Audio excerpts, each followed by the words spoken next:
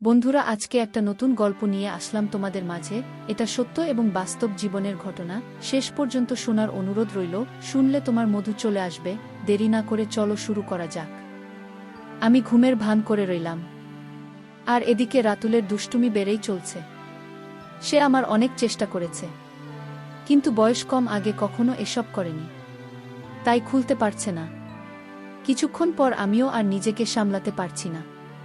কি করব? তার চোখে চোখ রেখে সব কিছু করে যাব, নাকি ঘুমের ভান করে সব শেষ করে দেব?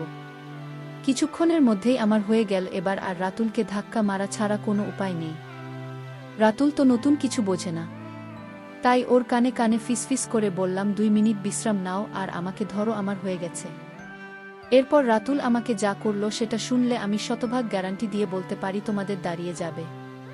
তাই ভিডিওটা শুরু থেকে শেষ পর্যন্ত দেখার অনুরোধ রইল। আমার নাম তিশা, বয়স 21 বছর। বাবা মায়ের প্রথম সন্তান। আমরা 3 বোন, 1 ভাই আর আমি সবার বড়। আমার পরে ছোট ভাই, তারপরে বাকি 2 বোন। আমার বাবা একজন সফল ব্যবসায়ী, তাই আমরা সচ্ছল পরিবারের সন্তান। চাওয়ার আগে সব পেয়েছি। 3 বছর হলো বিয়ে হয়েছে, কিন্তু একটা বাচ্চা হয়নি। এটাই শুধু অভাব। আমার স্বামী, শ্বশুর, শাশুড়ি সবাই খুব ভালো। তবে দুঃখের কথা হলো, বিয়ের 3 মাস পরে ছুটি শেষ হয়ে যাওয়ায় স্বামী আবার সিঙ্গাপুরে চলে যায়। আর তারপরই শুরু হয় আমার এক নতুন জীবন। সব সময় মন খারাপ করে থাকতাম, কিছুতেই যেন সময় কাটত না। স্বামী দিনে রাতে মিলে 21 বারের বেশি ফোন দিত না। সারাক্ষণ অস্থিরতা আর হতাশায় থাকতাম। হঠাৎ একদিন মোবাইলে ইউটিউবে ভিডিও দেখতে দেখতে চ্যানেলটি পাই। চ্যানেলে অনেক মজার মজার গল্প। মায়ের সাথে ছেলে, ছেলের সাথে মা, মামির সাথে ভাগ্নে, ভাগ্নির সাথে আমি, এরকম অনেক মজার মজার গল্প। প্রথম 2টা গল্প শুনে নিজেকেও ভদ্র লাগলেও পরে খুব মজা পাইলাম। তারপর ধীরে ধীরে চ্যানেলের নিয়মিত দর্শক হয়ে গেল। সারাদিন শ্বশুর শাশুড়ির সেবা যত্ন, ঘর সংসার সামলানো, নিয়ম করে স্বামীর সাথে মোবাইলে কথা বলা, আর রাতে শুয়ে শুয়ে চ্যানেল এর গল্প দেখা আর নিজে নিজেকে শান্ত করা আমার প্রতিদিনের কাজ। গল্প শুনতে শুনতে মনটা ভিতরে ভিতরে চুক্তি হয়ে গেল। রাতে মাঝে মাঝে মনে হতো রাস্তা থেকে কোনো ছেলেকে ঘরে ডেকে এনে আমার ইচ্ছা পূরণ করেনি। এভাবে গল্প শুনে সময় কাটানোর কিছুদিন পর হঠাৎ একদিন আমার জীবনে এল এক সুপুরুষ হাসি আর ঠাট্টার ছলে। নিজের অজান্তেই জড়িয়ে পড়ি প্রেমে। বিশ্বাস করেন আর না করেন, এখন আমার কাছে সারা পৃথিবী একদিকে, আর অন্যদিকে আমার প্রেম। বৈধ বলেন আর অবৈধ বলেন, আমি আমার প্রেমিককে ছাড়া বাঁচব না। আমার মতো রক্ষণশীল পরিবারের সহজ সরল একটা মেয়ে কিভাবে এমন সম্পর্কে জড়িয়ে গেলাম, সেই গল্পটাই আজ তোমাদের সাথে মন খুলে বলবো।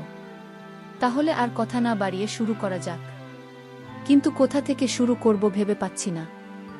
আর একটা কথা বলে নেই, আমার কিন্তু গল্প বলার অভ্যাস নেই। চ্যানেল থেকে যতটুকু শিখেছি সেই অভিজ্ঞতা থেকে বলছি। সবসময় অন্যের গল্প শুনি, তাই ভাবলাম আজ নিজের একটা গল্প সবার সাথে শেয়ার করি।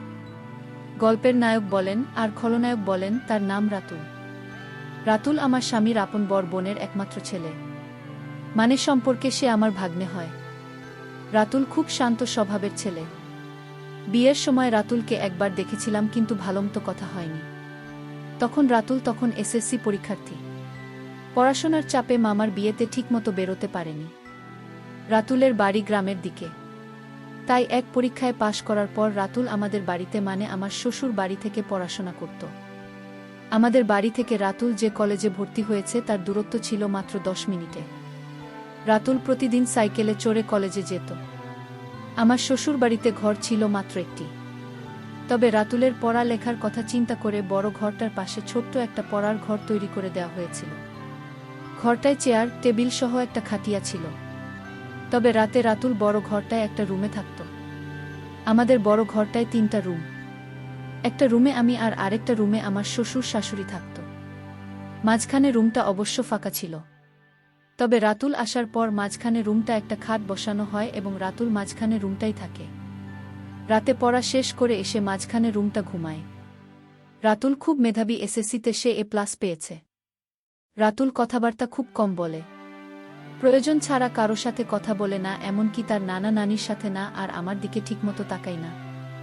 আমার শ্বশুর শাশুড়ি বয়স্ক মানুষ, সারাক্ষণ ঘরেই থাকেন।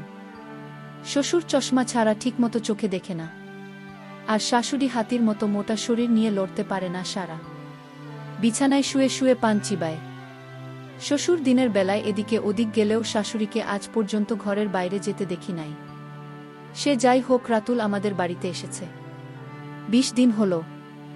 এখন অবধি আমার সাথে ঠিকমতো কথাই বলেনি। আমাকে খুব লজ্জা পায়।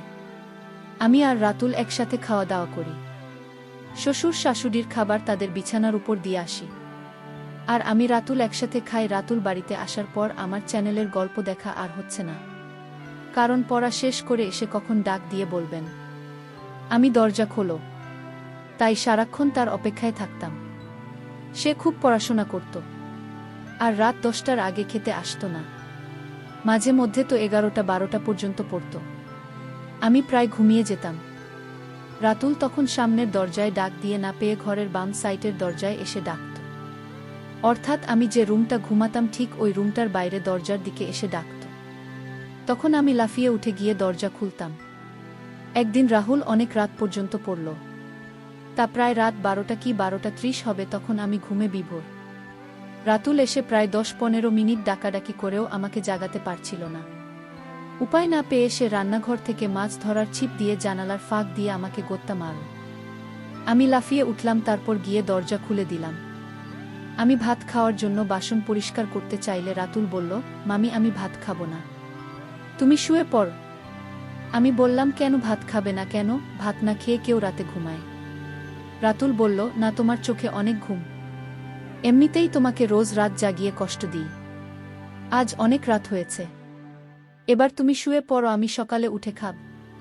আমি বললাম, আমার কোনো সমস্যা নেই, তোমার যতক্ষণ মন চায় পরে এসো, মাঝে মধ্যে চোখটা একটু লেগে যায় আর কি। তখন রাতুল বলল, আমার জন্য তুমি শুধু শুধু জেগে থাকবে কেন? কাল থেকে আমি পড়ার ঘরটা ঘুমাব। আর নানিকে যখন খাবার দাও তখন আমাকেও ডাক দিয়ে ওই সময় আমিও খেয়ে নেব। আমি বললাম, সন্ধ্যা রাতে খেয়ে নিলে রাত জেগে পড়তে পড়তে ক্ষুধা লাগবে, যখন তখন কি খাবে? আর তাছাড়া এত বড় ঘর থাকতে তুমি ঘরে ঘুমাবে কেন?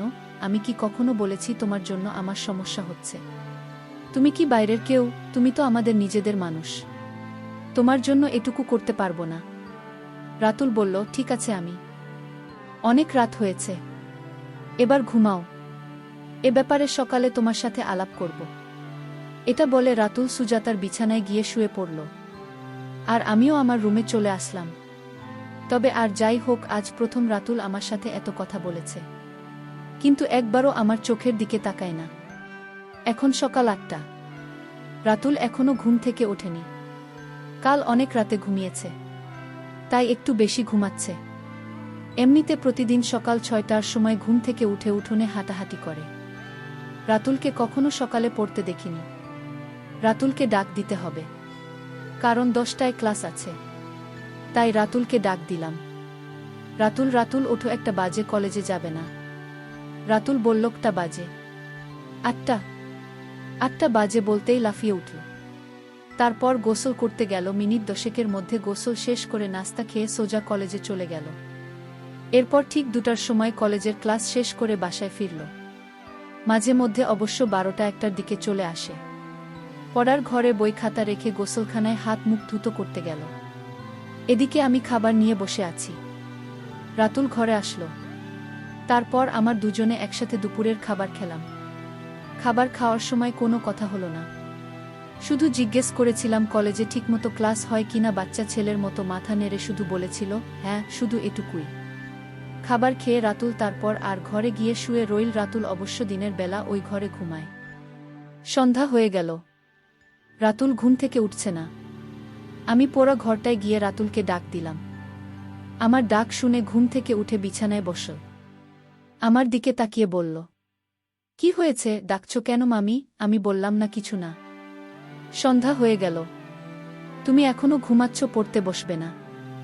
রাতুল বলল, সন্ধ্যা হয়ে গেছে নাকি দেখি কয়টা বাজে। রাতুল পড়ার টেবিলে রাখা তার হাত ঘড়িটা টাইম দেখে গোসলখানায় হাত মুখ ধুতো করার জন্য চলে গেল। আমি তারপর আর ঘরে বসে রইলাম। হাত মুখ ধুতো করে রাতুল পড়ার ঘরে আসলো। আমার দিকে তাকিয়ে বলল, তুমি এখনো এখানে কি করো? রান্নার কাজ শেষ? আমি বললাম, সেই কখন শেষ করেছি, কেন ক্ষুধা লাগছে নাকি? রাতুল বলল, আরে না, কি যে বলো, এই সন্ধ্যার সময় ক্ষুধা লাগে নাকি? তবে চা হলে ভালো হতো। আমি বললাম, চা পাতা মনে হয় ঘরে নেই, কাল থেকে তোমাকে চা করে দেব। ঠিক আছে। রাতুল বলল, ঠিক আছে, এখন যাও, আমি পড়তে বসব। আমি বললাম, আচ্ছা বাবা, তুমি মনোযোগ দিয়ে পড়ো। আমি গেলাম। আমি আমাদের বড় ঘরটায় চলে আসলাম।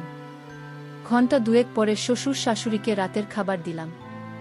শ্বশুর শাশুড়ি খাচ্ছে, আমি পাশে বসে আছি। হঠাৎ শ্বশুর বলল, বোমা, রাতুল ঠিকমতো পড়ালেখা করে তো, তুমি একটু খেয়াল রেখো। আমি বললাম, বাবা, আপনি কোনো চিন্তা করবেন না, রাতুল খুব ভালো ছেলে, তাকে পড়ার জন্য বলতে হয় না, সে নিজেই নিজের পড়া শেষ করে নেয়। শ্বশুর বলল, তা জানি, কিন্তু তারপরেও আমাদের দায়িত্ব আছে না? আমি বললাম, রাতুলকে নিয়ে আপনাদের কোনো চিন্তা করতে হবে না, আমি সারাক্ষণই তার সাথে সাথে আছি। আর বাবা, কাল সকালে রাতুলের জন্য দোকান থেকে চা পাতা নিয়ে আসবেন। রাতুল আজ সন্ধ্যার সময় চা চেয়েছিল, আমি বলছি কাল থেকে দেব। শাশুড়ি বলল, রাতুলের বাড়িতে সবাই চা খাওয়ার অভ্যাস, আমি একবার তোমাকে বলবো বলবো বলে ভুলে গেছি। তোমার শ্বশুরের আনার দরকার নেই, বাজার সদাই যা লাগে এখন থেকে রাতুলকে দিয়ে আসবে। রাতুলকে সকালে আমি বলে দেব।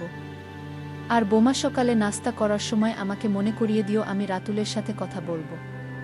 আমি বললাম, ঠিক আছে মা। আমি তাদের খাওয়া শেষ হওয়া পর্যন্ত বসে রইলাম। খাওয়া শেষে বাসনপত্র গুছিয়ে আমার রুমে গিয়ে মোবাইলে বাড়িতে মায়ের সাথে কথা বললাম। কথা বলতে বলতে রাত প্রায় 10টা গেল। এবার দেখি রাতুল কি করছে। আমি দরজা খুলে রাতুলের পড়ার ঘরের কাছে গেলাম। ঘরের কাছে যেতেই রাতুলের পড়ার শব্দ পাইলাম। পড়ার শব্দ পেয়ে আমি আর ঘরে ঢুকলাম না, কারণ রাতুল রাগ করতে পারে। তাই বর ঘরে চলে আসলাম। রাত প্রায় 11টার উপরে, কিন্তু রাতুল এখনো ঘরে আসছে না। আমি একা একা জেগে আছি, পড়ার ঘরে যাব সেটাও সাহস পাচ্ছি না, কারণ আমি রাতের বেলা অন্ধকারে ভয় পাই। তাই বাইরে না গিয়ে সামনের জানালা খুলে বসে রইলাম।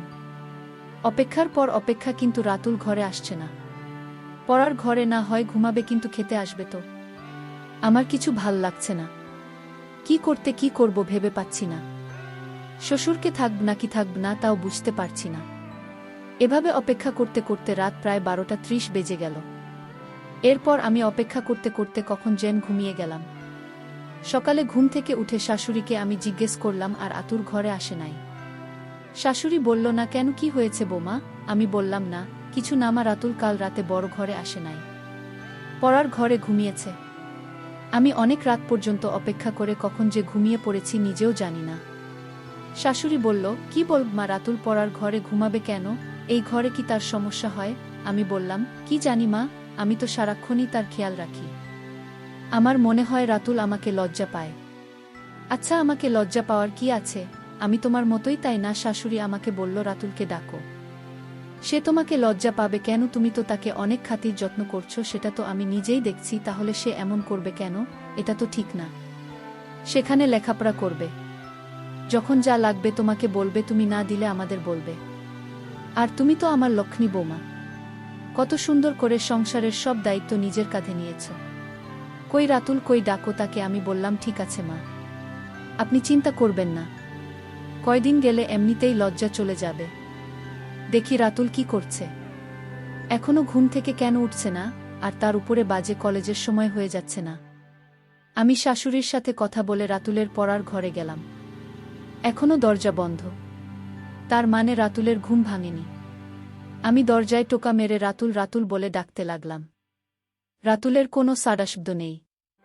অনেকক্ষণ ধরে ডাকছে, কিন্তু তার কোনো হুঁশই নেই। ঘরটা আবার কোনো জানালা নেই যে তাকে জানালার পাশে গিয়ে ডাকি। পুরো ঘরটা একটাই দরজা। যাই হোক, এবার জোরে জোরে দরজায় থাপ্পড় মারতে থাকলাম। প্রায় 15-20 মিনিট ডাকাডাকির পর রাতুল দরজা খুলল। দরজা খুলে আবার বিছানায় গিয়ে শুয়ে পড়ল। আমি বুঝতে পারলাম না ঘুমে কাতর আছে নাকি অসুস্থ হয়ে পড়ল। আমি ঘরে ঢুকে তার মাথায় হাত দিলাম। হাত দিতেই দেখি শরীরে প্রচুর জল, শরীরটা যে পুড়ে যাচ্ছে। আমি ভয় পেয়ে গেলাম। দৌড়ে বড় ঘরে এসে শাশুড়িকে বললাম। শাশুড়ি তো আবার সুন্দরবনের হাতে চলাফেরা করতে পারে না, তাই আমাকে বলল, বৌমা, রাতুলের শরীরটা ভিজা কাপড় দিয়ে মুছে দাও, আর কপালে জলপট্টি দাও। আমি শাশুড়ির কথামতো বালতিতে পানি নিয়ে রাতুলের শরীর থেকে কাঁথা সরিয়ে তার টি-শার্ট খুলে সারা শরীর ভেজা কাপড় দিয়ে মুছে দিলাম। তারপর কপালে জলপট্টি দিলাম। প্রায় ঘণ্টা খানেক তার পাশে বসে রইলাম। এরপর আস্তে আস্তে রাতুল চোখ খুলতে লাগল। আমি তাকে ধরে উঠে বসলাম। বসানোর পর রাতুল আমাকে বলল, আমি রাতে যখন জ্বর অনুভব করি তখন সাথে সাথে গিয়ে তোমাকে ডাক দিয়েছিলাম, কিন্তু তুমি গিয়েছিলে, তাই তোমাকে আর বেশি ডাকাডাকি করিনি। আমি বললাম, এটা কোনো কথা হলো রাতুল? তুমি অসুস্থ একা একা এ ঘরে কেন ঘুমালে? আমার জানালায় জোরে থাপ্পড় মারতে, নয়তো বাম দিকের দরজাটা জোরে একটা লাথি মারতে। এভাবে একা একা কষ্ট করার কোনো মানে হয়? এভাবে 10 মিনিট কথা বলার পর রাত উঠে দাঁড়াল। তারপর খাট থেকে নেমে সোজা গোসলখানায় গেল। গোসলখানা থেকে হাত মুখ ধুতো করে বড় ঘরে গেল। রাতুলকে বড় ঘরে যেতে দেখে আমিও বড় ঘরে চলে গেলাম।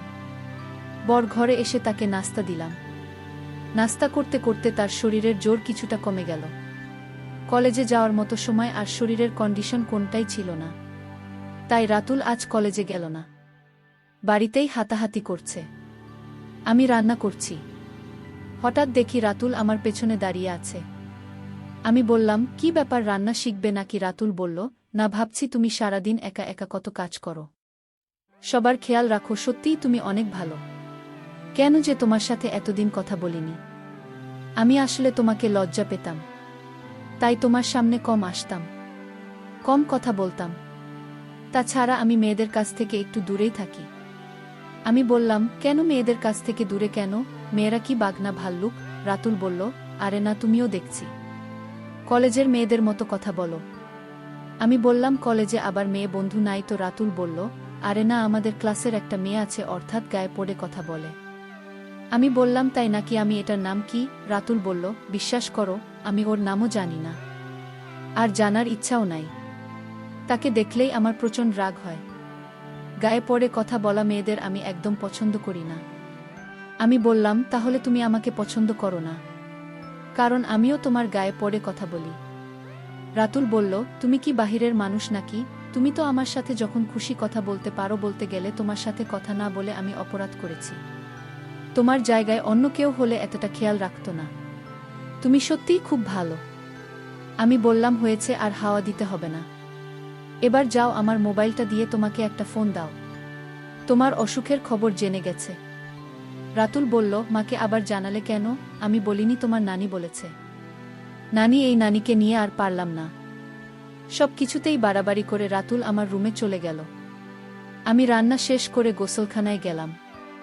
গোসল শেষ করে শ্বশুর শাশুড়িকে দুপুরের খাবার দিয়ে আমি আর রাতুল একসাথে খাবার খেলাম। দুপুরের খাবার শেষ করে রাতুল পড়ার ঘরে চলে গেল। আমি বাসনপত্র গুছিয়ে দেখি সে বড় ঘরে নেই। আমি রাতুল এরপর ঘরে গিয়ে রাতুলকে ডাক দিয়ে বললাম, এই ঘরে ঘুমানো দরকার নেই, বড় ঘরে আসো, আবার শরীর খারাপ করলে উঠে দাঁড়াতে পারবে না। রাতুল তখন আমার কথার অমান্য করল না। আমার পেছন পেছন বড় ঘরে এসে মাঝখানে রুমটার খাতে বসে রইল। আমি তাকে বললাম, রাতুল, মাঝে রুমে ঘুমাতে অসুবিধা হলে তুমি আমার রুমে গিয়ে ঘুমাও। আমি দুপুরে বেশি ঘুমাই না, তুমি যাও আমার রুমে গিয়ে ঘুমাও। আসলে মাঝে রুমটা একটু খোলামেলা তো, তাই রাতুল এখানে ঘুমাতে স্বাচ্ছন্দ্য বোধ করে না। তারপর রাতুল আমার কথা মতো আমার রুমটা গিয়ে শুয়ে পড়ল। এদিকে শাশুড়ি ডাকছে, পান খাবে, চুলের কোটা খুঁজে পাচ্ছে না। চুনের কোটা দিতেই শাশুড়ি জিজ্ঞেস করল, রাতুল কোথায়? আমি বললাম, মা, রাতুল আমার রুমে ঘুমোচ্ছে, পড়ার ঘরে গিয়ে শুয়েছিল। আমি নিয়ে এসেছি বলা তো যায় না, আবার কখন শরীরটা খারাপ করে বসে, আর মাঝে রুমটা রাতে ঘুমাতে পছন্দ করে না। এজন্য আমি বলছি আমার রুমে গিয়ে ঘুমাতে। শাশুড়ি বলল, ভালোই করেছ, মাঝে রুমটা আসলে থাকার উপযুক্ত না। দেখো, রাতুলকে বল এখন থেকে তোমার সাথে ঘুমাতে, রাতে পড়া শেষ করে তোমার সাথে ঘুমাবে। তুমি তো আর তাকে কম আদর যত্ন করছো না, তোমার কথা না শুনে পারবে না। আমি বললাম, মনে হয় না আমার সাথে ঘুমাবে, তবে আজ আমার সাথে অনেক কথা বলেছে, এতদিন তো লজ্জায় কথাই বলেনি। আজ মামির সাথে খুব কথা বলেছে। শাশুড়ি বলল, বলেছিলাম না, কয়দিন গেলেই ঠিক হয়ে যাবে। আর তুমি যে খাতির যত্ন করছো, ওর মা চেয়ে কম না। আমি বললাম, কে বলেন মা, রাতুল তো আমাদের ছেলের মতোই। তাছাড়া রাতুলের মা রাতুলকে অনেক ভালোবাসে, প্রতিদিনই ফোনে রাতুলের খোঁজখবর নেয়। রাতুলকে কি আমি যত্ন না করে পারি? শাশুড়ি বলল, না রে মা, তোর মতো বড় পাওয়া ভাগ্যের ব্যাপার। এই বলে শাশুড়ি প্রায় কেঁদিল। আমি চলে আসলাম আমার রুমে। এসে দেখি রাত ঘুমায়নি, মোবাইলে গেমস খেলতে আছে। আমি বললাম গেমস খেলার দরকার নেই। রাতে জয়ের জন্য ভালো মতো ঘুমাতে পারোনি, এখন একটু ঘুমাও। রাতুল বলল, তুমি কি করবে? তুমি ঘুমাবে না? আমি বললাম, না, আমি ঘুমাব না। আর ঘুমালেও সমস্যা নেই, খাদ্য আর ছোট না, তোমার পিছনে শুয়ে পড়ব। রাতুল বলল, কি বলো? আমি কারো সাথে ঘুমাই না, আমি একা একা ঘুমাতে পছন্দ করি। তাছাড়া আমার ঘুমের স্টাইল ভালো না, ঘুমের মধ্যে হাত পা কখন কোথায় যায় নিজেও জানি না। আমি হেসে বললাম, হাত পা আর কোথায় যাবে? এই রুম ছেড়ে তো আর যাবে না। রাতুল বলল, তুমি তো দারুণ কথা জানো। হাসতে হাসতে, তুমি খুব মজার মানুষ, তোমার মনটা অনেক ভালো। আমি বললাম, এত ভালো ভালো বলা লাগবে না, এবার ঘুমানোর চেষ্টা করো। তোমার মতো থাকলে আমি মাঝে রুমে গিয়ে ঘুমাই। রাতুল বলল, নানা সমস্যা নেই, আমার চোখে এত ঘুম নেই এখন। তুমি সারাক্ষণ কাজকর্ম করো, তোমার এখন একটু বিশ্রাম দরকার, তুমি ঘুমাও। আমি সাইলেন্ট মোডে তোমার মোবাইলটা একটু গেম খেলি। আমি বললাম, আচ্ছা তুমি গেমস খেল, আমি ঘণ্টাখানেক ঘুমাই। এই বলে আমি ঘুমিয়ে পড়লাম। ঘুম থেকে উঠে দেখি রাতুল নেই। ঘরের বাইরে গিয়ে দেখি উঠোনে হাত আছে। সন্ধ্যা ঘনিয়ে আসছে। এর মধ্যে আমি রান্নাঘরে গিয়ে রাতুলের জন্য নুডলস বানালাম। রাতুল নুডলস দেখে খুব খুশি। তারপর নুডলস খেয়ে পড়ার ঘরে গিয়ে পড়তে বসল। ঘণ্টাখানেক পড়ার পর আমি গিয়ে তাকে নিয়ে আসলাম। বললাম, আজ আর এত পড়ার দরকার নেই, শরীর ভাল হলে কাল থেকে আবার পড়া শুরু করবে। রাতুল আমার সাথে বর ঘরে চলে আসলো। রাতের খাবার খেয়ে ওঠার আগেই শাশুড়ি রাতুলকে ডাকল। রাতুল, রাতুল আসছেন। আমি, কি হয়েছে, ডাকছো কেন? রাতুলের নানি বলল, ওই ছোট্ট ঘরটা বানিয়েছি তোর করার জন্য, থাকার জন্য না। মাঝে রুমটা ঘুমাতে না পারলে তোর মামির সাথে ঘুমায়। তোর মা আমি কি তোকে কম আদর করে? মুরব্বিদের কথা শুনতে হয়, শুধু লেখাপড়া করলেই হয় না, আদব কায়দা শিখতে হয়। রাতুল বলল, ঠিক আছে, তুমি ঘুমাও, আমি মামির সাথে ঘুমাব। শাশুড়ির সাথে কথা বলে রাতুল যখন মাঝে রুমের খাতে বসল, ঠিক তখনই হঠাৎ তার শরীরটা আবার আগুনের মতো গরম হতে লাগল। শরীরটা যেন পুড়ে যাচ্ছে। রাতুল মামি মামি বলে ডাকতে লাগল। আমি আমার রুমে ছিলাম, দৌড়ে গেলাম রাতুলের কাছে। আমি বললাম, কি হয়েছে রাতুল? রাতুল বলল, মামি দেখো, আমার শরীরটা আবার গরম হয়ে যাচ্ছে, শরীরটা যেন কাঁপছে। আমি বললাম, ঠিক আছে বাবা, তুমি বসো, আমি তোমার শরীরটা ভিজা কাপড়ে মুছে দিচ্ছি। আমি শাশুড়িকে বললাম, মা, রাতুলের আবার খুব জ্বর এসেছে, শরীরে আগুন ধরার অবস্থা।